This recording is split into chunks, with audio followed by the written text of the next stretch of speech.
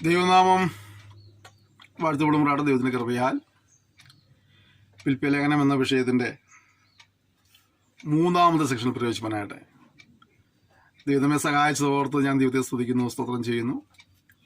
നിങ്ങൾക്ക് ഏവർക്കും കർത്താവായ യേശുനാമത്തിലെ സ്നേഹവന്ദനങ്ങളെ അറിയിക്കുകയാണ്.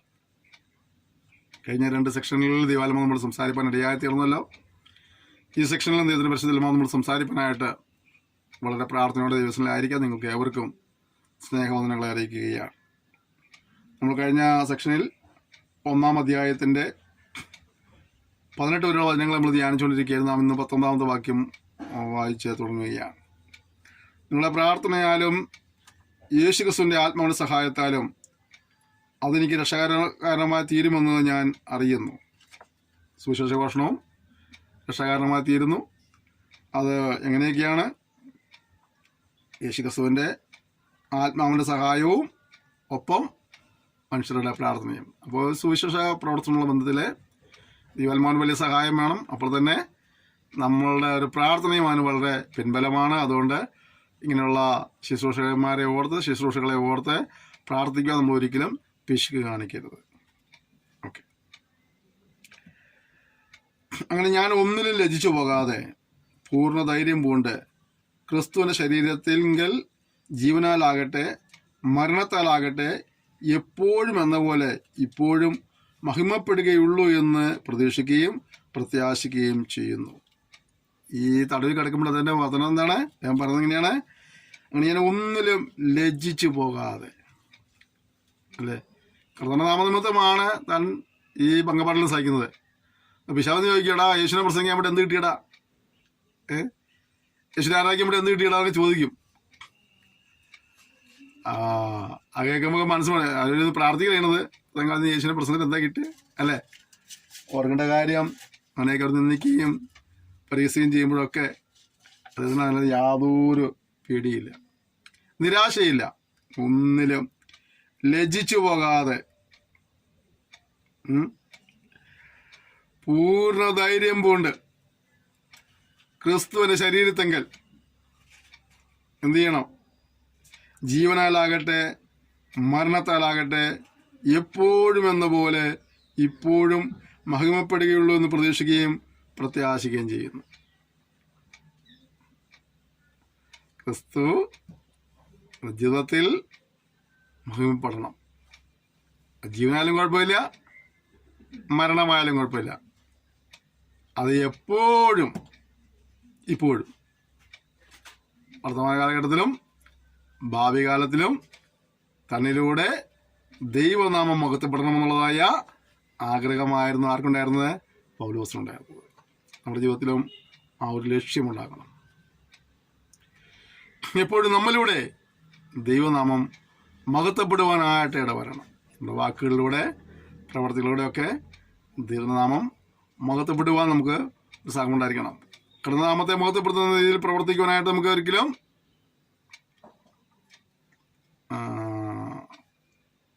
അമാന്തം പാടില്ല. ഒപ്പം അതിനെ ചെയ്യുമ്പോൾ തടസ്സങ്ങളും പ്രതികൂലങ്ങളും പ്രതിസന്ധികളും നിന്ദകളും പ്രയാസമൊക്കെ ഉണ്ടാകാം. അത് നടുവിൽ എന്ത് ചെയ്യരുത്? അധൈര്യപ്പെട്ടു പോകരുത്, ലജ്ജിച്ചു പോകരുത്. കർത്താവ് ശുശ്രൂഷ നടപടിയായി നിവർത്തിക്കുക. ദൈവനം പറയുന്നവരെയൊക്കെ പരസ്യമായി ചീത്ത വിളിക്കുന്ന ആളുകളുണ്ട്. പരസ്യത്തിന് പ്രസംഗിച്ചുകൊണ്ടിരിക്കുമ്പോഴൊക്കെ വളരെ മോശമായി പറയുന്നവരുണ്ട്. സോഷ്യൽ മീഡിയയിൽ ദൈവനം ഒക്കെ അപ്ലോഡ് ചെയ്യുമ്പോൾ അതിനടിയിൽ കമൻറ്റ് വളരെ മോശപ്പെട്ട രീതിയിൽ കമൻറ്റ് ഇടുന്ന ആളുകളുണ്ട്. അതുകൊണ്ട് നീ നിരാശപ്പെട്ടു പോകരുത്, നീ അധൈര്യപ്പെട്ടു പോകരുത്. നിന്റെ മക്കൾ തമ്മിൽ ഏൽപ്പിച്ച കാര്യങ്ങൾ നടപടിയായി നിവർത്തിക്കുക. ഇത് പ്രതിഫലം സ്വർഗത്തിൽ നിന്നാണ്. മനുഷ്യരാരും പ്രതിഫലം ഒന്നും വരികയില്ല. ഒരുപക്ഷെ പട്ടിണി കിടന്നിട്ടായിരിക്കും, ഉടുതുണിക്ക് മറുതുണിയില്ലാതെ ആയിരിക്കും നീ ശുശ്രൂഷവേല ചെയ്യുന്നത്. അത് മറ്റുള്ളവർക്ക് അറിയില്ല. മറ്റുള്ളവർ പറയും ഇങ്ങനെയാണെന്നൊക്കെ പണം വന്നുണ്ട്, അത് ചിലവാക്കാൻ വേണ്ടി ചെയ്യുന്ന കാര്യമില്ല. അത് അവരങ്ങനെ പറഞ്ഞോട്ടെ. പക്ഷേ നിനക്കതിൻ്റെ അവസ്ഥ നിനക്കറിയാം. എങ്കിലും നീ കാണിക്കുന്ന ഉത്സാഹത്തിനായിട്ട് ഞാൻ ദൈവത്തെ സ്തുതിക്കുകയാണ്. ഒരുപാട് സുശേഷകന്മാർ, ഒരുപാട് ഭക്തന്മാർ അവരെ കഷ്ടത അനുഭവിച്ചുകൊണ്ട്, പട്ടിണി അനുഭവിച്ചുകൊണ്ട്, ഇല്ലായ്മയിലൂടെ തന്നെ കർത്തവ്യം ചെയ്യുന്ന കർത്തവ്യ സാക്ഷ്യം ഇന്ന് ഒരുപാട് പേര് എനിക്കറിയാം. അന്നത്തെ നിത്യജീവിതത്തിന് പോലും ബുദ്ധിമുട്ടുന്നതായ ഒരുപാട് സുവിശേഷന്മാരെ എനിക്ക് വ്യക്തിപരമായി അറിയാം. ഞാൻ കർത്താവിന്റെ കൃപയാൽ കഴിഞ്ഞ 10-35 വർഷമായിട്ട് ഈ ഫീൽഡിലുള്ളതുകൊണ്ട് എനിക്കും അറിയാം എന്തൊക്കെയാണ് ഒരു സുവിശേഷകന്റെ, ഒരു ശുശ്രൂഷകന്റെ ബുദ്ധിമുട്ടുകളെന്ന്. എല്ലാം വളരെ വ്യക്തിപരമായി അനുഭവിച്ചറിഞ്ഞ ഒരു വ്യക്തി എന്ന നിലയിൽ അഭിമാനത്തോടെ പറയാൻ കഴിയും.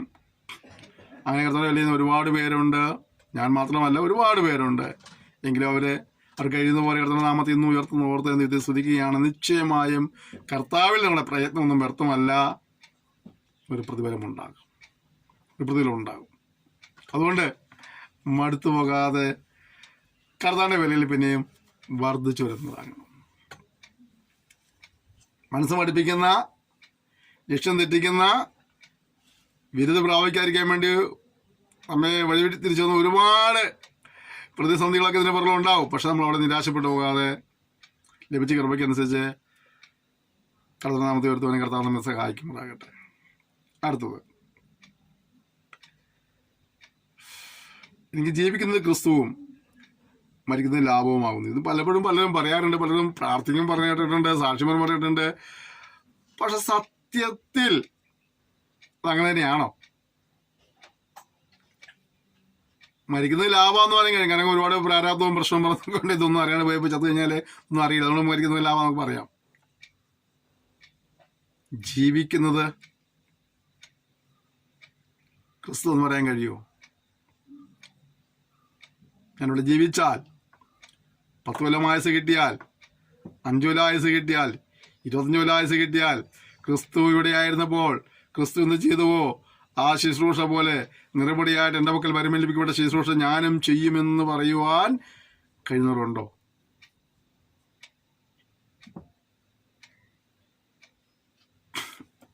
മരിച്ചത് ലാഭം എന്ന് പറയുവാൻ പോലീസ് പറഞ്ഞത്, ഞാൻ ഇവിടെ മരിച്ചു കഴിഞ്ഞാൽ എൻ്റെ കർത്താവ് എടുത്തില്ല, അതുകൊണ്ട് എനിക്ക് ലാഭം എന്ന് പറയുന്നത്. പൗലോസിന് മരണം പ്രശ്നങ്ങളിൽ നിന്നുള്ള ഒളിച്ചോട്ടമല്ലായിരുന്നു. പൗലോസിന്റെ മരണം എന്താണ്? ഇവിടെ കഴിഞ്ഞാൽ എവിടെ ചെല്ലുന്നുള്ള ബോധ്യവനുണ്ട്. കർത്താവിൻ്റെ അടുക്കലെത്തും, വിട്ടുപിരിഞ്ഞ് ക്രിസ്തുവിനോട് കൂടെ. ഇവിടം വിട്ടാൽ അവിടെ ഉറപ്പുള്ളതിനെ വല്ല പൗലോസ് പറഞ്ഞത്. പ്രശ്നങ്ങളിൽ നിന്ന് ഒളിച്ചോടാൻ വേണ്ടിയുള്ള മരണമല്ല പൗലോസ് ആഗ്രഹിച്ചത്. മറുവശം പറയാം, ഞാൻ അഥവാ അവിടെ ജീവിക്കുകയാണ് ക്രിസ്തുവിന് ലാഭം. എന്താണ് ഞാൻ ക്രിസ്തുവിനോട് ജീവിക്കുന്നത്? ഇവിടെ സത്യത്തിൽ നമുക്ക് ആ വാക്യം വായിച്ചിട്ട് നമുക്ക് അങ്ങനെയൊക്കെ പറയാൻ കഴിയുമോ? ഇല്ലെങ്കിൽ ആ നിലകൾ ആയിത്തീരുവാനായിട്ട് നമുക്കൊന്ന് പ്രാർത്ഥിക്കാം, ഒന്ന് സമർപ്പിക്കാം നമ്മളെ. എനിക്ക് മരിക്കുന്നത് ലാഭവും ജീവിക്കുന്നത് ക്രിസ്തുവുമാണെന്ന് പറയുവാൻ അതിങ്ങനെ നെഞ്ചത് കഴിച്ച് പറയാനുള്ള ഒരു ഉറപ്പിലാണ് വിദേശത്തിൽ പ്രാർത്ഥിക്കാം. ആ ജഡത്തിൽ ജീവിക്കുന്നതിനാൽ എൻ്റെ വേലയ്ക്ക് ഫലം വരുമെങ്കിൽ ഏത് തിരഞ്ഞെടുക്കേണ്ടതെന്ന് ഞാൻ അറിയുന്നില്ല. ഇവ രണ്ടിനാൾ ഞാൻ ഞെരുങ്ങുന്നു. വിട്ടുപിരിഞ്ഞ് ക്രിസ്തുവിന്റെ കൂടെ ഇരിപ്പാൻ എനിക്ക് കാംക്ഷയുണ്ട്, അത് അത്യുത്തമമല്ലോ. പുള്ളി പറയുക, ഈ ജഡത്തിൽ ജീവിക്കുന്നത് കൊണ്ട് കർത്താവിന്റെ വേലയ്ക്ക് വർധനമുണ്ടാകുമെങ്കിൽ, ദൈവനാമം മഹത്വപ്പെടുമെങ്കിൽ, ദൈവരാജ്യ വ്യാപ്തി ഉണ്ടാകുമെങ്കിൽ അതാ നല്ല കാര്യം. ഇതിലേതാണ് ശ്രേഷ്ഠത എനിക്ക് മനസ്സിലാകുന്നില്ല. അതേ സമയം തന്നെ വിട്ടുപിരിഞ്ഞ് കൃഷ്ണനോട് ചേരുകയാണുള്ളത് അത്യുത്തമമാണ് എന്നും ഞാൻ മനസ്സിലാക്കുന്നു. പുള്ളിയെ സംബന്ധിച്ചോളം ഇവിടം വിട്ട അവിടെ കർത്താവിന്റെ സന്നിധിയിൽ, ഇവിടെയാണെങ്കിൽ കുറച്ച് പേരെയും കൂടെ സുവിശേഷം പറഞ്ഞ് ദൈവരാജ്യത്തിൽ കൊണ്ടുവരുവാനായിട്ട് എനിക്ക് കഴിയും. അതുകൊണ്ട് രണ്ടും പ്രധാനപ്പെട്ടതാണ്. പക്ഷേ പിന്നെ പ്രത്യാശ എന്താണ്? കർത്താവിന്റെ കേസിൽ കയറിയിരിക്കുക എന്നുള്ളത് തന്നെയാണ്, അല്ലേ? വിട്ടുപിരിഞ്ഞ് ക്രിസ്തുവിന് കൂടെ ആയിത്തീരുക എന്നുള്ളതാണ്. ഇവിടെവരെ ശുശ്രൂഷകന്മാരായ സുവിശേഷകന്മാരായ എൻ്റെ കൂട്ടുപ്രവർത്തകരോടെ ഞാൻ പറയട്ടെ, നമ്മൾ പ്രത്യാശയോടെ ആയിരിക്കണം എന്നുള്ളതാണ് നല്ല കാര്യമാണ്. അല്ല, ഇവിടെ ആയുസ് കിട്ടുവാണെങ്കിൽ എന്തെങ്കിലും ചെയ്യാൻ കഴിഞ്ഞാൽ അത് നല്ല കാര്യമല്ലേ? അത് മുഖാന്തരം ചിലരും കൂടെ യേശുവിനെ അറിയത്തില്ല. അല്ല, നമ്മൾ ശുശ്രൂഷയിലേക്ക് ഇറങ്ങി പിറ്റേ ദിവസം മരിച്ച് കർത്താവിനോട് കൂടി പോയി. അപ്പോൾ ഈ ദൗത്യം പിന്നെ ആര് ചെയ്യും? അല്ലേ? നല്ല കാര്യമാണ്. വിട്ടുപിരിഞ്ഞ് ശ്രമിച്ചിരുന്നത് അത്യുത്തമമായൊരു കാര്യമാണ്. അതേസമയം ഭൂമിയിലായിരിക്കുമ്പോൾ കർത്താവിന് വേണ്ടി ഫലം കായ്ക്കുക എന്നുള്ളതും വളരെ ശ്രേഷ്ഠകരമായ അനുഭവമാണ്. അതുകൊണ്ട് ലഭിക്കുന്ന ആയുസിൽ എന്തെല്ലാം ചെയ്യാൻ കഴിയും അത് കർത്താവിന് ചെയ്യാൻ ഇടയായിത്തീരണം. അതിന് നിങ്ങൾ ശ്രദ്ധിക്കേണ്ട കാര്യം, നമുക്കിനി എത്ര പേരുണ്ടെന്ന് പറയാൻ കഴിയില്ല അല്ലേ. ഇന്ന് ഇംഗ്ലീഷ് സെക്ഷൻ എൻ്റെ ഈ കണ്ടു, നാളെ ഒരു പക്ഷേ സോഷ്യൽ മീഡിയയിൽ എൻ്റെ മരണവാർത്ത കണ്ടെന്ന് വന്നേക്കാം. ഈ സന്ദേശം കണ്ടു, നാളെ എൻ്റെ ഫോട്ടോ വിട്ടുപിരിഞ്ഞ് ക്രിസ്തുവിനോട് കൂടെയെന്നോ അല്ലെങ്കിൽ മഹത്വത്തിൽ പ്രവേശിച്ചെന്നോ നല്ലപോലെ പൊരുതുമെന്നോ ഓട്ടോ നിലച്ചൊക്കെ പറഞ്ഞ ആളുകൾ ഹെഡിങ് കൊടുത്തിട്ട് ടൈറ്റിൽ കൊടുത്ത് ക്യാപ്ഷൻ കൊടുത്തിട്ട് അതിനിടയിൽ എൻ്റെ പേരും സംസ്കാര ശീലത്തോട് സമയമൊക്കെ വെച്ചിട്ടുണ്ടായിരിക്കും. നമുക്കറിയത്തില്ല. ഇന്നലെ എൻ്റെ സന്ദേശം കേട്ടിരുന്ന ആളുകൾ എല്ലാവരും ഇന്ന് ജീവിച്ചിട്ടുണ്ടോ എനിക്കറിയത്തില്ല. അറിയാൻ കഴിയില്ല. അപ്പം നമുക്ക് യാതൊരു ഗ്യാരണ്ടി ഇല്ല. നമ്മൾ 100 കൊടുത്ത് ഒരു സാധനം മേടിച്ചാലും ചോദിക്കും ഇതിന് എത്ര കൊല്ലം ഗ്യാരണ്ടി ചോദിക്കും അല്ലേ. നമുക്ക് അതിനൊക്കെ ഗ്യാരണ്ടികൾ പറയും, പക്ഷെ അത് ഉണ്ടാക്കുന്ന മനുഷ്യന് വല്ല ഗ്യാരണ്ടി ഉണ്ടോ? ഒരു ഗ്യാരണ്ടി ഇല്ല. അപ്പോൾ മരണം എപ്പോഴും സംഭവിക്കാം, ആർക്കും സംഭവിക്കാം, എപ്പോഴും സംഭവിക്കാം. അതിന് പ്രായത്തിനൊന്നും ഒരു വിഷയമില്ല. അപ്പോൾ അങ്ങനെ മരണം സംഭവിക്കുമെന്നുള്ള ഉറപ്പുള്ളത് കൊണ്ടും സമയം നിശ്ചയം ഇല്ലാത്തതുകൊണ്ടും ഇന്ന് അല്ലെങ്കിൽ ഇപ്പോൾ ലഭിക്കുന്ന സമയം ദൈവനാമത്തിന് വേണ്ടി ദൈവരാജ്യ വ്യാപ്തിക്കായിട്ട് ഉപയോഗിക്കാൻ സാധിക്കണമെന്നുള്ളതാണ്. ഇപ്പോഴേ നമ്മുടെ കയ്യിലുള്ളൂ, അടുത്ത നിമിഷം നമ്മുടെ കയ്യിലോട്ട് പറയാൻ കഴിയില്ല. ഈ സന്ദേശം റെക്കോർഡ് ചെയ്യണമെന്ന് എനിക്ക് വല്ല ഉറപ്പ് പറയാൻ കഴിയും, ഈ റെക്കോർഡ് ഈ സമയം ഈ മെസ്സേജ് പൂർത്തീകരിക്കാൻ കഴിയുമെന്ന്? നോ, നെവർ അല്ലേ. എത്ര ദേവദാസന്മാർ പ്രസംഗിച്ചുകൊണ്ട് നിൽക്കുമ്പോഴും ആരെയും സംബന്ധിക്കുമ്പോഴൊക്കെ മറിഞ്ഞു വീണ് മരിച്ചു വീഴുന്നു. ചിലര് ആരാധിച്ചുകൊണ്ടിരിക്കുന്ന സമയത്ത് മരിച്ചു വീണ ആളുകളുണ്ട്. പ്രസംഗിച്ചുകൊണ്ട് നിൽക്കുന്ന സമയത്ത് മരിച്ചു വീണ ആളുകളുണ്ട്. കഴിഞ്ഞ ദിവസം ദാസനെ നമ്മൾ കണ്ടില്ലേ, മറ്റൊരാൾ മരിച്ച് ആ സംസ്കാര ശുശ്രൂഷയിൽ പങ്കെടുത്ത് അനുശോചനം അറിയിക്കുന്ന സമയത്ത് ദേഹം പറഞ്ഞുകൊണ്ട് മരിപ്പാനിടയായി. അപ്പം മരണം നിശ്ചയമാ, സമയം നിശ്ചയമില്ല. അതുകൊണ്ട് ജീവിക്കുന്ന സമയം, ജീവിക്കുന്ന നിമിഷങ്ങൾ ദൈവനാമത്തിന് വേണ്ടി ദൈവരാജ്യ വ്യാപ്തിക്കായിട്ട് നിലകൊള്ളുവാൻ കർത്താവിനെ സഹായിക്കുമാറാകട്ടെ. അടുത്തത്, ഞാൻ ജഡത്തിലിരിക്കുന്നത് നിങ്ങൾ നിമിത്തം ഏറെ ആവശ്യം ഇങ്ങനെ ഉറച്ചുകൊണ്ട് നിങ്ങളുടെ വിശ്വാസത്തിൻ്റെ അഭിവൃദ്ധിക്കും സന്തോഷത്തിനുമായി തന്നെ ഞാൻ ജീവനോട് ഇരിക്കുമെന്നും നിങ്ങളോട് എല്ലാവരും കൂടെ ഇരിക്കുമെന്നും അറിയുന്നു. അപ്പോൾ നമ്മൾ ജീവിച്ചിരിക്കുമ്പോൾ നമ്മുടെ ലക്ഷ്യം എന്താണ്? ചിലരുടെ വിടുതൽ, ചിലരുടെ ആശ്വാസം, ചിലരുടെ സമാധാനം, ചിലരുടെ രക്ഷ, അതായിരുന്നു നമ്മുടെ ഉദ്ദേശം. പ്രിയപ്പെട്ടവരെ, നമ്മൾ ജീവിച്ചിരിക്കുമ്പോൾ ഇതൊക്കെ അറിയിക്കാൻ പറ്റുള്ളൂ. ഈ സോഷ്യൽ മീഡിയയൊക്കെ ഇങ്ങനെ ഉണ്ടായതൊക്കെ വലിയ അനുഗ്രഹമാണ് വിശ്വസിക്കുക. ചിലർ പറയാറുണ്ട് മൊബൈൽ പാവമാണ്, TV പാവമാണ്, ഫേസ്ബുക്ക് പാവമാണ്, യൂട്യൂബ് പാവമെന്നൊക്കെ പറയുന്ന ആളുകളുണ്ട്. ഞാൻ മനസ്സിലാക്കിയെടുത്തോളം നമ്മളത് ഉപയോഗിക്കുന്ന കാര്യങ്ങൾ എടാ, മറ്റുള്ളവർ പിശാചിന് വേണ്ടി ഉപയോഗിക്കട്ടെ, നിങ്ങൾ യേശു വേണ്ടി ഇത് ഉപയോഗിക്കും. എന്നോട് പറഞ്ഞൊക്കെ ഞാനതാ പറയാറ്. എന്നോട് പലരും വന്ന് പറയാം, ഞാൻ പറഞ്ഞു ഈ ഒരു കാര്യം അവരത് പിശാചിന് വേണ്ടി ഉപയോഗിക്കട്ടെ, കുഴപ്പം. യൂട്യൂബ് പിശാചിന് വേണ്ടി ഉപയോഗിക്കട്ടെ, ഫേസ്ബുക്ക് പിശാചിന് വേണ്ടി ഉപയോഗിക്കട്ടെ, നീ ദൈവത്തിന് വേണ്ടി ഉപയോഗിക്കും. വാട്സപ്പ് നീ ദൈവത്തിന് വേണ്ടി ഉപയോഗിക്കും, ദൈവരാജ്യ വ്യാപ്തിക്കായി ഉപയോഗിക്കുക. നിനക്ക് വലിയ സൗകര്യങ്ങൾ, നിനക്ക് വലിയ സാഹചര്യങ്ങൾ. അവൻ യൂട്യൂബ് ഉപയോഗിക്കുന്ന പോലെ, അവൻ വാട്സപ്പ് ഉപയോഗിക്കുന്ന പോലെ, അവൻ ഫേസ്ബുക്ക് ഉപയോഗിക്കുന്ന പോലെ നിനക്ക് ഉപയോഗിക്കാൻ സ്വാതന്ത്ര്യമുണ്ടല്ലോ. അത് നീയെ നല്ല നന്മയ്ക്ക് വേണ്ടി ചെയ്യേ, നല്ല കാര്യങ്ങൾ ചെയ്യേ, എന്താ കുഴപ്പമൊന്നുക? അത് നമുക്ക് പറ്റില്ല. നമ്മൾ വില കൊടുക്കേണ്ടി വരും. നമ്മുടെ സമയങ്ങൾ, നമ്മുടെ താലന്തുകൾ, നമ്മുടെ ഭൗതികമായ നന്മകൾ, നമ്മൾ അങ്ങനെ ഒരുപാട് കാര്യങ്ങൾ ചെലവഴിച്ചെങ്കിലേ ഇത് നടക്കുകയുള്ളൂ. ആ ഒറ്റയടിക്ക് കുറ്റം പറഞ്ഞാൽ കുഴപ്പമില്ലല്ലോ.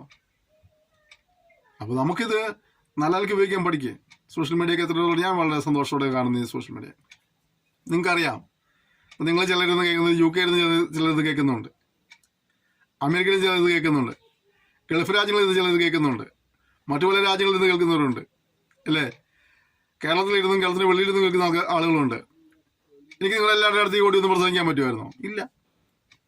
ഇങ്ങനൊരു സംവിധാനം ഉള്ളതുകൊണ്ടല്ലേ ഞാൻ കേരളത്തിൻ്റെ ഒരു മൂലയ്ക്ക് ഇരുന്ന് ഈ കൊച്ചു ഷട്ടിലിരുന്ന് പ്രസംഗിക്കുന്നത്. നിങ്ങൾ ലോകത്തിന്റെ പല ഭാഗത്തു നിന്ന് കേൾക്കുന്നു, കാണുന്നു, അല്ലേ? അപ്പൊ അത് ഈ സംവിധാനം ഉള്ളതിന്റെ പേരിലല്ലേ? അപ്പൊ ഈ സംവിധാനങ്ങളെ നമുക്ക് കുറ്റം പറയല്ല വേണ്ടത്. ഈ സംവിധാനങ്ങളെ നമുക്ക് എങ്ങനെ ദൈവനാമ മഹത്വത്തിന് വേണ്ടി ദൈവരാജ്യ വ്യാപ്തിക്കായിട്ട് ഉപയോഗിക്കുവാൻ കഴിഞ്ഞ് ചിന്തിക്കണം.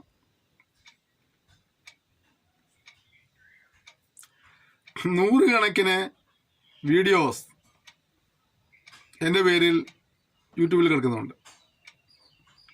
യൂട്യൂബിൽ ഒരു ചാനലിൽ മാത്രം 700 ചില്ലാൻ മെസ്സേജ് കിടക്കുന്നുണ്ട്. മറ്റു പല ചാനലുകളിൽ 300, 400, 200 അങ്ങനെയൊക്കെയുള്ള ഇടങ്ങളിൽ മറ്റു ചാനലുകളിൽ കിടക്കുന്നുണ്ട്. ഫേസ്ബുക്കിൽ ആയിരക്കണക്കിന് പോസ്റ്റുകളും 100 കണക്കിന് വീഡിയോകളും തന്നെ കിടക്കുന്നുണ്ട്. ഞാൻ ആ സാധ്യതകൾ ഉപയോഗിച്ചു. എത്ര പേര് കാണുന്നത് നോക്കാറില്ല. കാണുന്നവർ കാണട്ടെ. എനിക്കൊരു കാര്യം ഉറപ്പാണ്, ഞാൻ ചത്തുപോയാലും ഈ സംഭവം അവിടെ കിടന്നോളും. ആർക്കും കാണാനും കേൾക്കാനും കഴിയും. ഞാൻ മരിച്ചാലും ശബ്ദം എടുക്കെടുക്കും. ഞാൻ ജീവിച്ചിരിക്കുമ്പോൾ ഫേസ്ബുക്ക് പാവമാ, വാട്സപ്പ് പാവമാ, യൂട്യൂബ് പാവമാ പറഞ്ഞിരുന്നെങ്കിലോ അങ്ങനെ പറഞ്ഞ് ആവുകയും ചെയ്യും, അവിടെ ഇരുന്ന് തീരുകയും ചെയ്യും. അപ്പോൾ അതിനപ്പുറത്ത് നമുക്ക് ഉപയോഗിക്കാൻ കഴിയണം. ഞാൻ നിങ്ങളിത് കാണുന്ന കേൾക്കുന്ന എല്ലാവരും പറഞ്ഞത് നിങ്ങൾ ഈ സംഭവം ഉപയോഗിക്കുക. ഇതിനു വേണ്ടിയാണ് ദൈവനാമത്തിന് വേണ്ടി വ്യാപ്തിക്കായിട്ട് ഉപയോഗിക്കാൻ പഠിക്കണം. ഓക്കെ, അടുത്തത് നമ്മൾ നിമിത്തം മറ്റുള്ളവർ യേശുവിനെ അറിയുവാനും അവർ സമാധാനവും സന്തോഷവും ഐശ്വര്യവും അഭിവൃദ്ധിയും ആത്മരക്ഷയും പ്രാപിപ്പാൻ കാരണം അതിന് ലഭിക്കുന്ന സമയങ്ങൾ കൊണ്ട് വിനിയോഗിക്കുന്ന സഹായിക്കുമുണ്ടാകട്ടെ. അടുത്തത്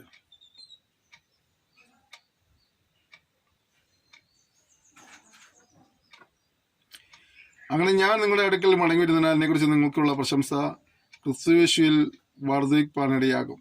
ഞാൻ നിങ്ങളെ വന്ന് കണ്ടിട്ടോ ദൂരത്തിരുന്ന് നിങ്ങളുടെ അവസ്ഥ കേട്ടിട്ടോ നിങ്ങൾ ഏകാത്മാവിൽ നിലനിന്ന് എതിരാളികളാൽ ഒന്നിലും കുലുങ്ങിപ്പോകാതെ ഏകമനസ്സോടെ സുവിശേഷത്തിന്റെ വിശ്വാസത്തിനായി പോരാട്ടം കഴിക്കുന്നു എന്ന് ഗ്രഹിക്കേണ്ടതിന് ക്രിസ്തുവിന്റെ സുവിശേഷത്തിന് യുഗ്മമണ്ണം മാത്രം നടപ്പിയും. അവിടെ പൗലോസ് അവർക്ക് ഉത്തരവാദിത്തം നൽകിയ ഉത്തരവാദിത്തം നിങ്ങൾ ഏകാത്മാവിൽ നിലനിൽക്കണം. ഒന്ന്, ഐക്യത ഉണ്ടാകണം. ഇന്ന് ഒരേ ഉദ്ദേശ ഐക്യമുള്ളവർ പോലും ഐക്യതയില്ലാത്തൊരു കാലഘട്ടം ജീവിക്കുക. ഒരേ പ്രസ്ഥാനത്തുള്ളവർക്ക് ഒരു ഐക്യത ഉണ്ടാകുന്നില്ല, ഒരേ സെൻട്രലുള്ളവർക്ക് ഒരു ഐക്യത ഉണ്ടാകുന്നില്ല, ഒരേ ലോക്കൽ ചർച്ചിൽ കൂടുന്നവർക്ക് പോലും ഐക്യതയില്ലാത്തതുകൊണ്ട് അത്രമാത്രം നമ്മൾ അതപ്പതിച്ചു പോയി എന്ന് പറഞ്ഞാൽ എൻ്റെ ഓർത്ത കാര്യം കുതിരാൻ പറയരുത്. ചില സത്യങ്ങൾ പറയുമ്പോൾ ചിലർക്ക് ഇഷ്ടപ്പെടുകയില്ല, പക്ഷെ പറയാതിരിക്കാനും കഴിയില്ല. ഒരേ ലോക്കൽ സഭയിൽ കൂടുന്നവർ പോലും പരസ്പരം കൈ കൊടുക്കാത്തവരും വിശ്വമനം നൽകാത്തവരെ ആളുകളുണ്ടെന്ന് പറഞ്ഞാൽ അതിൽ വലിയ അതിശക്തിയൊന്നുമില്ല. ഞങ്ങളെല്ലാം വിശുദ്ധന്മാരാണ്, ശ്രുതി പതിക്കുന്നതെന്നൊക്കെ പറഞ്ഞാലും ഇതൊക്കെ നമ്മുടെ ഇടയിൽ നടക്കുന്ന സംഭവമാണ്. ഇവിടേക്ക് നമുക്ക് നവീകരണവും തിരുത്തലുകളും ആവശ്യമായിരിക്കുന്നത്. നിങ്ങൾ എന്തായിരിക്കണം? നിങ്ങൾ ഏകാത്മാവിൽ നിലനിൽക്കണം. ഏകാത്മാവിൽ നിലനിൽക്കണം, ഐക്യത ഉണ്ടാകണം. അടുത്തത് എന്താണ്? എതിരാളികളാൽ ഒന്നിലും കുലുങ്ങിപ്പോകാത്തവരായിരിക്കണം. പ്രതിസന്ധികളും പ്രതികൂലങ്ങളും എതിർപ്പുകളും ഇടർച്ചകളും ഇങ്ങനെ ഒന്നിന് പുറകെ ഒന്നായി വന്നുകൊണ്ടേയിരിക്കും. എല്ലാവരും ഒന്നും സുവിശേഷം പറയുമ്പോൾ അനുസരിച്ചെന്ന് വരികയില്ല, അംഗീകരിച്ചെന്ന് വരികയില്ല. നിങ്ങൾ നല്ല കാര്യമാണ് ചെയ്യുന്നത്, അത് വാ എന്ന് പറഞ്ഞിട്ട് നിങ്ങൾ സഹായിച്ചൊന്നും വരികയില്ല. എതിർപ്പുണ്ടാകും, ഇടർച്ചയുണ്ടാകും, ഉപദ്രവമുണ്ടാകും, നിന്ദയുണ്ടാകും, പരിഹാസമുണ്ടാകും. അങ്ങനെ സന്ദർഭങ്ങളിൽ ഇത് ഒഴിവാക്കി ഉപേക്ഷിച്ചു പോകരുതെന്നാ എന്താ വായിച്ചത് അവിടെ? എതിരാളികളാൽ നിങ്ങൾ ഒന്നിലും കുലുങ്ങിപ്പോകരുത്. അപ്പം ഇങ്ങനെയൊക്കെ പ്രശ്നങ്ങളൊക്കെ ഉണ്ടാകുമ്പോഴൊക്കെ അയ്യോ ഇത് വേണ്ട, റിസ്ക് എടുക്കേണ്ട ആവശ്യമൊന്നും ചിന്തിച്ച് മാറിപ്പോകുന്ന ആളുകളൊക്കെ ഉണ്ട്. അതുകൊണ്ടാണ് പലരും പറഞ്ഞത് നിങ്ങൾ എതിരാളികളാൽ നിങ്ങൾ ഒന്നിലും കുലുങ്ങിപ്പോകാത്തവരായിരിക്കണം. അടുത്തെന്താണ്? ഏക മനസ്സോടെ സുവിശേഷത്തിന്റെ വിശ്വാസത്തിനായി പോരാട്ടം കഴിക്കണം. അല്ലേ? ചർച്ചപ്പുകാരൻ സുവിശേഷം പറയുമ്പോൾ ശാരാങ്കാരൻ മാറിയിരുന്ന്, ശാരാങ്കാരൻ പറയുമ്പോൾ ഐപിസിക്കാരൻ മാറിയിരുന്ന്, ഐപിസിക്കാരൻ പറയുമ്പോൾ ഏജിക്കാരൻ മാറിയിരുന്ന്, ഇൻഡിപെൻഡന്റ് ചർച്ചസ് മാറി. അങ്ങനെയല്ല. ഏക മനസ്സോടെ സുവിശേഷീകരണത്തിന്റെ പോരാട്ടത്തിനായിട്ട് നാം എല്ലാം ഉത്സാഹിക്കേണ്ട കാലഘട്ടമാണ്. സഭാ സംഘടന വ്യത്യാസം മറന്ന് സുവിശേഷത്തിന്റെ വ്യാപനത്തിനായിട്ട് നാം ഒന്നിക്കേണ്ട കാലം അതിക്രമിച്ചു പോയി പ്രിയപ്പെട്ടവരെ. എന്തിനാ നമുക്കിത് മനസ്സിലാകാത്തത്? ഇപ്പോഴും എന്തിനാ നമ്മൾ അങ്ങനെ ഐക്യത തിരിച്ചു വരാത്തത്? ഇപ്പോഴും നമ്മൾ വേലിക്കെട്ട് ഉയർത്തി നിൽക്കുകയല്ലേ പലപ്പോഴും. ആ വേലിക്കെട്ടുകളെല്ലാം പൊളിച്ചവരുടെ കാലഘട്ടം പണ്ടേ കഴിഞ്ഞിരിക്കുക. ആ വേലിക്കെട്ടുകൾക്ക് അപ്പുറമായിട്ട്, ആ ഗ്രൂപ്പ് കളിക്ക് അപ്പുറമായിട്ട് ഇവിടെ നമ്മൾ ഒരുമിച്ച് നിൽക്കേണ്ട കാലഘട്ടം. ഇതിനുവേണ്ടിയാണ് സുവിശേഷീകരണത്തിന്റെ വ്യാപനത്തിന് വേണ്ടി, ആ വിശ്വാസത്തിന് പോരാട്ടം കഴിക്കാൻ വേണ്ടി ഒന്നിച്ച് നിൽക്കേണ്ട കാലഘട്ടം അതിക്രമിച്ചു പോയി. ഇനിയെങ്കിലും നമ്മുടെ കണ്ണു തുറന്നെങ്കിൽ നന്നായിരുന്നു.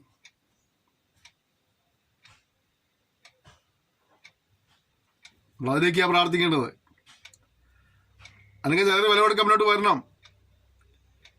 ഇവിടെയുള്ള പെന്തക്കോസ്ത് സഭകളുടെ ഐക്യത്തിന് വേണ്ടിയൊക്കെ കുറേ കാലം കേരളത്തിലും തമിഴ്നാട്ടിലും കൂടി നടന്നൊരു മനുഷ്യൻ ഞാൻ. 12 കൊല്ലം നായുടെ വാല് കൊള്ളിലിട്ടാലും അത് ശരിയാവത്തില്ലെന്ന് പറയുന്ന പോലെയുള്ള അനുഭവങ്ങളായിരുന്നു ഐക്യതയ്ക്ക് വേണ്ടി എനിക്ക് തിരിച്ച് കേരളത്തിൻ്റെ അങ്ങോളം ഇങ്ങോട്ട് ഓടി നടന്നപ്പോഴും തമിഴ്നാട്ടിലൊക്കെ ഓടി നടന്നപ്പോൾ എനിക്ക് ലഭിച്ചത്. അത് ഇന്ത്യ മുഴുവനൊക്കെ ആ പ്രവർത്തനം കൊണ്ടുവരാൻ വേണ്ടി വളരെ ഉത്സാഹിച്ച് ഓടി നടന്ന ആളുകളാണ്. എൻ്റെ കൂടെയുള്ള പലരും ആ കാലഘട്ടം എന്നോടൊപ്പം നിന്നവരും അവരെ സാമ്പത്തികമായുള്ള ചിലവുകളൊക്കെ മുടക്കി വരിക. പക്ഷേ എന്ത് സംഭവിച്ചു? ഉദ്ദേശ ഫലം കാണാൻ കഴിഞ്ഞില്ല. ഇനിയെങ്കിലും നമ്മൾ കണ്ണു തുറന്ന് ഒരുമിച്ച് നിൽക്കേണ്ട, ഐക്യമായി നിൽക്കേണ്ട, സഭയുടെയും സംഘടനയുടെയും മുതൽക്കെട്ടെല്ലാം പൊളിച്ചുള്ള ഒരേ കുറഞ്ഞ പക്ഷം ഉപദേശൈക്യമുള്ളവരെങ്കിലും ഒരുമിച്ച് ഇങ്ങനെ കാലഘട്ടം. അത് ഉപദേശത്തിലെ വൈരുദ്ധ്യമുള്ളവർ ചേർന്നില്ലെങ്കിൽ ഓക്കെ, അത് അവനെ ഉപദേശം കൊണ്ടാണ് വിചാരിക്കുക. പക്ഷെ ഉപദേശൈക്യമുള്ളവരെങ്കിലും ഒരുമിച്ച് ഇങ്ങനെ ഒരു കാലഘട്ടമായത്. ഇനി നമ്മൾ വേർതിരിവുകളും മതിൽ കെട്ടി വേലി കെട്ടി എന്ന് മാറ്റി നിർത്തരുത്. അതിനെ വായിച്ചെന്താണ്? ഏകമനസ്സോടെ സുവിശേഷത്തിന്റെ വിശ്വാസത്തിനായി പോരാട്ടം കഴിക്കുന്നത് ഗ്രഹിക്കേണ്ടതിന് ക്രിസ്തുവിന്റെ സുവിശേഷത്തിന് യോഗ്യമാമണ്ണം മാത്രം നടപ്പീൻ. അടുത്ത കാര്യം എന്താണ്? ക്രിസ്തുവിന്റെ സുവിശേഷത്തിന് യോഗ്യമാമണ്ണം മാത്രം നടക്കണം. വലിയ ഉത്തരവാദിത്തം. അത് പ്രസംഗിക്കാനായിട്ട് എളുപ്പമാണ്. എളുപ്പമൊന്നുമല്ല, അത് വെറുതെ പറയുക. എങ്കിലും പ്രസംഗിക്കാൻ എളുപ്പമാണ്. പ്രസംഗം എളുപ്പമാണ്. എല്ലാവർക്കും പ്രസംഗിക്കാം. പക്ഷെ എല്ലാവരും പ്രസംഗിക്കുന്നില്ല. അപ്പം അത് അത്ര എളുപ്പമുള്ള കാര്യമൊന്നുമില്ല. എങ്കിലും പ്രസംഗിക്കാം. എന്നാൽ അതിനേക്കാളൊക്കെ ഉത്തരവാദിത്തമുള്ള കാര്യം എന്താണ്? സുവിശേഷത്തിന് യോഗ്യമാമണ്ണം മാത്രം നടക്കണം. പലപ്പോഴും സുവിശേഷത്തിൻ്റെ വ്യാപനത്തെക്കുറിച്ച് ഞങ്ങൾ ക്ലാസ്സുകൾ എടുക്കുമ്പോഴേ ഞാൻ പലയിടങ്ങളിലും പോയി ഈ ചർച്ച് ഗ്രോത്ത് സെമിനാർ നടത്തുന്ന ഒരു മനുഷ്യനാണ്. എനിക്ക് വളരെ ഇഷ്ടമുള്ള ഒരു വിഷയമാണത്. വളരെ ആത്മഭാരത്തോടു കൂടി ഞാൻ പലയിടങ്ങളിൽ പോയി ആ കാര്യങ്ങൾ പഠിക്കുകയും അതിൻ്റെ നോട്ട്സ് പലയിടത്തു നിന്ന് കിട്ടിയതായ അറിവുകൾ ഒരു നോട്ട്സാക്കി അതിൻ്റെ ഉള്ള ദേവദാസന്മാർ ഒരുമിച്ച് ഞങ്ങൾ പലയിടങ്ങളിൽ പോയി ടീമായിട്ട് സീക്വൻസ് മിഷൻ്റെ കെയർ ഓഫിലൊക്കെ APUBCയുടെ കെയർ ഓഫിലൊക്കെ ഞങ്ങൾ പോയിട്ട് പലയിടങ്ങളും പോയിട്ടും ചർച്ച് ഗ്രോത്ത് സെമിനാറും പേഴ്സണലി വാങ്ങിച്ച ക്ലാസ് എടുക്കാറുണ്ട്. ഉള്ള ദേവദാസന്മാരോട് ഞങ്ങൾ പേഴ്സണലായി സംസാരിക്കുമ്പോൾ, ഞങ്ങൾ ഒരു കൂട്ടായ ചർച്ചയ്ക്കൊക്കെ സമയം വയ്ക്കുമ്പോൾ നിങ്ങൾ നേരിടുന്ന ഏറ്റവും വലിയ പ്രതിബന്ധം എന്താ, വെല്ലുവിളി എന്താണെന്ന് ചോദിക്കുമ്പോൾ പലപ്പോഴും പലയിടത്തു നിന്നുള്ള പ്രധാനപ്പെട്ട ഉത്തരങ്ങളിൽ ഒന്ന് ഇതാണ്: നമ്മുടെ സുവിശേഷ ഘോഷണത്തിന് തടസ്സം നമ്മുടെ ആളുകൾ തന്നെയാണ്. വിവരം മനസ്സിലായോ? എന്താ കാരണം? സുവിശേഷ ഘോഷണത്തിന് അല്ലെങ്കിൽ സുവിശേഷ സന്ദേശത്തിന് യോഗ്യമായ വണ്ണം അവിടെ നടക്കാത്തത് കൊണ്ട് ആ ഇടങ്ങളിൽ സുവിശേഷീകരണത്തിന് പിന്നെ സാധ്യതകൾ കുറഞ്ഞു പോകുന്നു. ഇവിടേക്കാണ് എൻ്റെ പ്രിയപ്പെട്ട നമുക്കൊരു നവീകരണം വേണ്ടത്, ക്രമീകരണം വേണ്ടത്, ഇവിടേക്ക് തിരുത്തൽ വേണ്ടത്. ഇവിടേക്കാണ് നമ്മൾ ഓടിയിടുന്നത് തിരുത്താൻ വേണ്ടി നടക്കുക. രക്ഷിക്കപ്പെട്ട ഓരോ വിശ്വാസിയും ചിന്തിക്കേണ്ട കാര്യമാണ്. ഓരോ വിശ്വാസി എൻ്റെ സംസാരം എങ്ങനെയാണ്, എൻ്റെ പ്രവൃത്തി എങ്ങനെയാണ് ചിന്തിക്കേണ്ടതാ. നമ്മൾ ഈ ഞായറാഴ്ച കാലത്ത് കാട്ടിക്കൂട്ടുന്ന ഈ കസർത്തൊന്നുമല്ലെന്നേ ക്രിസ്ത്യ ജീവിതം. അതൊന്നുമല്ല ക്രിസ്ത്യ ജീവിതം. അത് ആൾക്കാർ കാണുമ്പോഴേ പുച്ഛമാണ്. കാരണം എന്താ പറയുക, അവർ നമ്മളെ ഞായറാഴ്ച 10 മണി മുതൽ 1 മണി വരെയുള്ള സമയത്തല്ല അവർ നമ്മൾ നോക്കുന്നത്. നമ്മളവർ നോക്കുന്നത് ഞായറാഴ്ച 1 മണിക്ക് ശേഷം, വരുന്ന ഞായറാഴ്ച കാലത്ത് 10 മണിക്ക് മുമ്പുള്ളതായ 9:30 മുമ്പുള്ളതായ ആ ജീവിത നിലവാരത്തെയാണ് മറ്റുള്ളവർ നോക്കുന്നത്. അതുകൊണ്ട് തന്നെ വളരെ ഉത്തരവാദിത്വം, നമുക്കുള്ള കാര്യം മറന്നു പോകരുത്. സുവിശേഷത്തിന് യോഗ്യമാവണ്ണം മാത്രം നടക്കണം.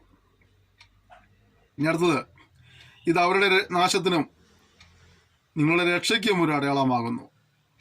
അപ്പോൾ സുവിശേഷം അനുസരിക്കാത്തവരെ സംബന്ധിച്ചിടത്തോളം അതവരുടെ നാശമാണ്, അല്ലേ? ക്രൂശിൻ്റെ വചനം നശിച്ചു പോകുന്നവർക്ക് ബോഷത്വമാണ്. നല്ല ദൈവശക്തി രക്ഷപ്പെടുന്ന നമുക്കെന്താണ്? രക്ഷപ്പെടുന്ന നമുക്കോ അത് ദൈവശക്തിയാണ്. അപ്പോൾ ഇത് ഒരു കൂട്ടർക്ക് നാശമാണ്, മറ്റൊരു കൂട്ടർ രക്ഷയാണ്. അപ്പോൾ നമ്മൾ രക്ഷയ്ക്ക് വേണ്ടി നമ്മൾ എന്ത് ചെയ്യണം? യോഗ്യമായി നടക്കുവാനായിട്ട് ഇടവരണം. അടുത്തത്,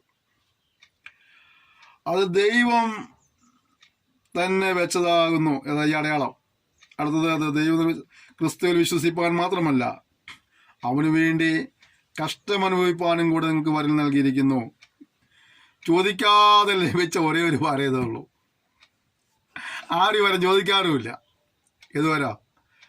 കർത്താവെ കഷ്ടം അനുഭവിപ്പാൻ എനിക്ക് വരം തരണമെന്ന് ആരെങ്കിലും പ്രാർത്ഥിക്കാറുണ്ടോ? ആരും പ്രാർത്ഥിക്കാറില്ല. നിങ്ങൾ പ്രാർത്ഥിക്കാൻ എനിക്കറിയില്ല, ഞാൻ പ്രാർത്ഥിക്കാറില്ല. കഷ്ടതയൊക്കെ ഉണ്ടാവുക കർത്താവ് ഇതിനാൽ പങ്കുവെള്ളം പ്രാർത്ഥിക്കാറുണ്ട്, അതിനെ അതിജീവിക്കാനായിട്ട് കർത്താവ് പ്രാർത്ഥിക്കാറുണ്ട്. പക്ഷേ കഷ്ടം അനുഭവിപ്പാൻ മരുന്നുണ്ടെന്ന് നമ്മൾ പ്രാർത്ഥിക്കാറൊന്നുമില്ല. എന്നാൽ ഇവിടെ വചനം പറഞ്ഞെന്താണ്? ക്രിസ്തുവിൽ വിശ്വസിപ്പാൻ മാത്രമല്ല അവന് വേണ്ടി കഷ്ടം അനുഭവിപ്പാനും നമുക്ക് എന്തിരിക്കുക? വരം ലഭിച്ചിരിക്കുക, വരം നൽകിയിരിക്കുക. ഓൾറെഡി ചോദിക്കാതെ തന്നെ തന്നിരിക്കുക. ചോദിക്കലെന്ന് അറിഞ്ഞുകൊണ്ടായിരിക്കും ഒരു പക്ഷെ കർത്താവ് അത് ചോദിക്കാതെ തന്നെ തന്നത്, അല്ലേ? വരം നൽകിയിരിക്കുക. എൻ്റെ പ്രിയമുള്ളവരെ, കർത്താവിനോട് എന്തെങ്കിലും സഹിക്കേണ്ടി പറഞ്ഞിട്ടുണ്ടെങ്കിൽ അതിനെ നിരാശപ്പെട്ടു പോകേണ്ട ആവശ്യമൊന്നുമില്ല, പിറുപിറുക്കേണ്ട ആവശ്യവുമില്ല, ക്ഷീണിക്കേണ്ട ആവശ്യവുമില്ല. നമുക്ക് വരം തന്നിരിക്കുക. ഓർക്കേണ്ട ഒരു കാര്യം, അവന് വേണ്ടി എന്തെങ്കിലും സഹിച്ചിട്ടുണ്ടെങ്കിൽ അവൻ്റെ കൂടെ വാഴാം എന്നുള്ളൊരു പ്രത്യാശയുണ്ട്. സഹിക്കുന്നെങ്കിൽ നമുക്ക് കൂടെ വാഴും. ഒപ്പം കർത്താവ് കടക്കാരനല്ലാത്തതുകൊണ്ട് നമ്മൾ കൊടുത്തതിനൊക്കെ വില കൊടുത്തിട്ടുണ്ടെങ്കിൽ അതിനൊക്കെ പ്രതിഫലം തന്ന ദൈവമേ മാനിപ്പാൻ അനുഗ്രഹിപ്പാൻ ഇടയാതിനുള്ള വിശ്വാസവും നമുക്കുണ്ടാകട്ടെ. അടുത്തത്, നിങ്ങളെങ്കിൽ കണ്ടതും ഇപ്പോൾ എന്നെക്കുറിച്ച് കേൾക്കുന്നതുമായ അതേ പോരാട്ടം നിങ്ങൾക്കും ഉണ്ടല്ലോ. ഓർക്കേണ്ട കാര്യം, സുവിശേഷത്തിന് ആദ്യ കാലഘട്ടങ്ങളിൽ എന്തെല്ലാം എതിർപ്പുകളും ഇടർച്ചകളും പ്രശ്നങ്ങളും പ്രതിബന്ധങ്ങളും തടസ്സങ്ങളും ഉണ്ടായിരുന്നോ അതൊക്കെ ഇന്നും ഇവിടെ നിലനിൽക്കുന്നുണ്ട്. വ്യത്യസ്തമായ നിലകളിൽ അത് എതിർപ്പുകളും പ്രശ്നങ്ങളൊക്കെ ഇന്നുമുണ്ട്. എങ്കിലും ഇതുവരെയും ഇത് എന്ത് ചെയ്തിട്ടില്ല?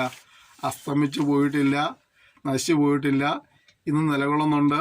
ഇന്നും സുവിശേഷം അനേകരെ ആശ്വസിപ്പിക്കുന്നു, അനേകരെ വിടുവിക്കുന്നു, അനേകരെ രക്ഷയിൽ കൊണ്ടുവരുന്നു, അല്ലേ?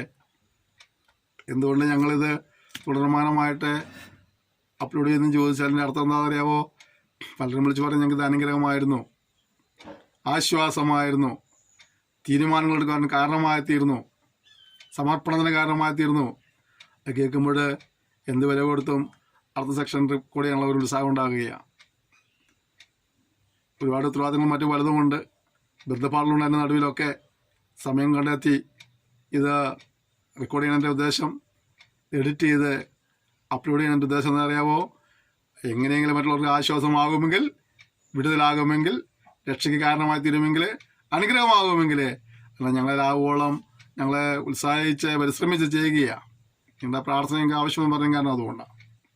ഇവിടെ നമുക്ക് നമ്മളുടെ ഈ തലമുറയിൽ അനേക രക്ഷയിലേക്ക് വരുവാനായിട്ട്, അനേക യേശുവിനെ അറിയാനായിട്ട്, യേശു ക്രിസ്തുവിനുള്ള സമാധാനവും സന്തോഷവും അനുഭവിക്കുന്നത് കാണുവാനായിട്ട്, യേശു ക്രിസ്തുവിനുള്ള അനുഗ്രഹങ്ങൾ പ്രാപിക്കുന്നത് കാണാനായിട്ട്, സർവോപരി നിത്യജീവനെ അവരുടെ നമ്മളെ ഇടവരേണ്ടതായിട്ട്, അവരിലേക്ക് ഈ സുവിശേഷ സന്ദർശനം എത്തിക്കാനായിട്ട്, ഈ ദൈവനെ എത്തിക്കാനായിട്ട് നമുക്ക് ഒരുമിച്ച് ഉത്സാഹിക്കാം, ഒരുമിച്ച് അധ്വാനിക്കാം.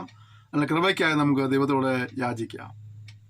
കേവലം ഒരു ഓൺലൈൻ ബൈബിൾ സ്കൂൾ എന്ന നിലയിൽ ഒരു പാഠ്യപദ്ധതിയെ ആരംഭിക്കുകയല്ല ചെയ്ത്, മറിച്ച് ഞങ്ങൾക്ക് ഓടിയെത്താനും കഴിയാത്തയിടത്തേക്ക്, ഞങ്ങൾക്ക് ചെന്ന് കയറാനും കഴിയാത്തയിടത്തേക്ക് ദൈവവചനം ഈ മാധ്യമങ്ങളിലൂടെ നിങ്ങളിലേക്ക് എത്തിക്കാൻ കഴിയും, നിങ്ങളോടൊപ്പം തന്നെ അനേകരിലേക്ക് എത്തിക്കാൻ കഴിയും എന്നുള്ളതായ ആ ഒരു വിശ്വാസവും കാഴ്ചപ്പാടുമാണ് ഞങ്ങളെ പ്രേരിപ്പിച്ചത്. നിങ്ങളിത് ചെയ്തുകൊണ്ടിരിക്കുന്നത്. അല്ലെങ്കിൽ നിങ്ങൾ നൽകുന്ന പ്രോത്സാഹനത്തിന് വലിയ വിലയുണ്ട്, നിങ്ങളുടെ പ്രാർത്ഥനയുടെ പിൻബലത്തിന് വലിയ വിലയുണ്ട്. അതൊക്കെ ഞങ്ങൾക്ക് വളരെ സഹായകരമാണ്. എല്ലാ നിലകളിലും നിങ്ങൾ തരുന്ന പ്രോത്സാഹനം, സഹായ സഹകരണങ്ങൾ, പ്രാർത്ഥനയുടെ പിൻബലം അതെല്ലാം ഓർത്ത് ദൈവത്തെ സ്തുതിക്കുക. നന്ദി വീണ്ടും വീണ്ടും വീണ്ടും പറയുക. തുടർന്നും ഓർത്ത് പ്രാർത്ഥിക്കണം, തുടർന്നും സന്ദേശങ്ങൾ പങ്കുവയ്ക്കണം. നമ്മൾ എന്ത് ചെയ്യണം? സുവിശേഷത്തിൻ്റെ ഭക്താക്കളായി മാറുക, സുവിശേഷത്തിന് യോഗ്യമായി നടക്കുക. സമർപ്പിച്ച് നമുക്ക് ദൈവത്തോട് ഒരുമിച്ച് പ്രാർത്ഥിക്കുക. സ്വർഗീയ പിതാവേ, തന്ന ഈ സെക്ഷനായി സ്തോത്രം ചെയ്യുന്നു, കേൾപ്പിച്ച ദൂതനായി സ്തോത്രം ചെയ്യുന്നു. കർത്താവേ, ഞങ്ങൾ ആവോളം സുവിശേഷ സാക്ഷ്യം മികച്ച് അനേകരെ അങ്ങേക്ക് വേണ്ടി ആദായപ്പെടുത്തുവാനായിട്ട് ഞങ്ങളെ സഹായിക്കുമ്പോഴാകണമേ എന്ന് പ്രാർത്ഥിക്കുന്നു. അതിനുവേണ്ടി കഷ്ടം സഹിക്കേണ്ടി വന്നാലും വില കൊടുക്കേണ്ടി വന്നാലും സന്തോഷമുള്ള ജീവനുള്ള കൃപ നൽകപ്പെടുമാറാകണമേ. അതോടൊപ്പം തന്നെ സുവിശേഷത്തിന് യോഗ്യമാമണം നടപ്പാനുള്ള കൃപയും നൽകപ്പെടുമാറാകണമെന്ന് പ്രാർത്ഥിക്കുന്നു. ഈ പഠിത ക്ലാസ്സിനെ പരിമേൽപ്പിക്കുകയാണ്. ഓരോരുത്തരും ഓരോ സുവിശേഷകന്മാരായി അവരുടെ പ്രവർത്തന സ്ഥലങ്ങളിൽ, അവരുടെ ഭവനങ്ങളിൽ, അവരുടെ ദേശങ്ങളിൽ കർത്താവേ നീ അവരെ ഉപയോഗിക്കുമാറാകണമെന്ന് പ്രാർത്ഥിക്കുന്നു. ആഴമേറിയ ആത്മഭാരവും ഒരു കാഴ്ചപ്പാട് നൽകണമേ കർത്താവേ. ചിലർക്ക് വിളിയുണ്ടായിട്ടും മാറിപ്പോയവരുണ്ട്, നീ അവരെയും മടക്കി വരുത്തി ഈ ദൗത്യം വരെ ഏൽപ്പിച്ച് ശക്തിയോടെ നീ ഐക്യമാറാകണമെന്ന് പ്രാർത്ഥിക്കുന്നു. പുതിയ പുതിയ ജീവിതങ്ങളോട് കർത്താവ് സംസാരിക്കണമേ. പരിശുദ്ധാത്മാവ് ചിലരുടെ ഉള്ളിലേക്ക് ഒരു വെളിച്ചം നൽകി അവരെയും കർത്താവിന് വിലയ്ക്കായി ഇറക്കുമാറാകണമേ എന്ന് പ്രാർത്ഥിക്കുന്നു. ആയിരിക്കുന്ന മണ്ഡലങ്ങളിലൊക്കെയും സുവിശേഷന്റെ വയൽപ്രദേശമായി എന്നെ മാറ്റുവാൻ സഹായിക്കുമാറാണെന്ന് പ്രാർത്ഥിക്കുന്നു. ഇതിന് പിന്നിൽ പ്രാർത്ഥിക്കുന്നവരെയും പ്രവർത്തിക്കുന്നവരെയും സഹായിക്കുന്നവരെയും ഒക്കെ നീ അനുഗ്രഹിക്കുമാറാകണമേ എന്ന് പ്രാർത്ഥിക്കുന്നു. തിരുനാമത്തെ മഹത്വപ്പെടുത്തിയാട്ടെ, ഞങ്ങളെ ഒരുമിച്ച് അനുഗ്രഹിച്ചാട്ടെ. യേശുവിൻ നാമത്തിൽ തന്നെ ആമേൻ. ക്ഷമയോടെ സന്ദേശം നൽകുന്ന നന്ദി പറയുന്നത് നിങ്ങൾ എല്ലാവരെയും ധാരാളമായി അനുഗ്രഹിക്കുമാറാകട്ടെ. കർത്താവിനെ വലിയ താമസിച്ചാൽ നമുക്ക് അടുത്ത സെക്ഷനിൽ വീണ്ടും കാണാം. അതുവരെയും കർത്താവിൻ്റെ വിസ്താരം ചെറിയ നമ്മൾ സൂക്ഷിക്കാനായിട്ട് നമുക്ക് പരസ്പരം ഓർത്ത് പ്രാർത്ഥിക്കാം. എല്ലാ സഹകരണത്തിനും പ്രോത്സാഹനത്തിനും ഒരിക്കലും നന്ദി പറയുന്നു. Thank you. May God bless you.